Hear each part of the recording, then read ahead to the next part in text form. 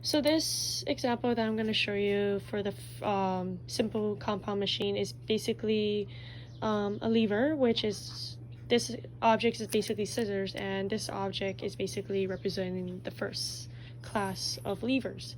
Before I give you like a brief description about it, this diagram I drew from my class, or from a previous class I had, explains what this scissors is representing. So basically the resistance is the load. So this part of the tip is where you're cutting stuff, or you're picking up stuff with the scissors, I guess.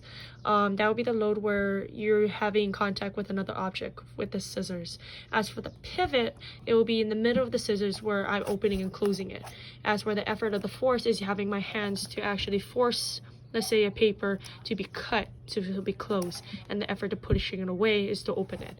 But you notice that the pivot is closer to the effort side.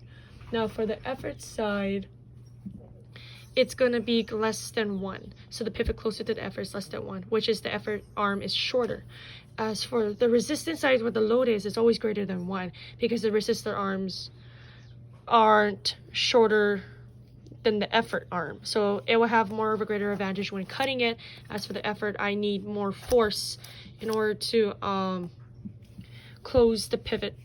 So it's more like, how do I say, the pivot is basically with the effort arm, it has more greater advantage of closing it and having more force for, let's say, the load part to actually have an object to be cut.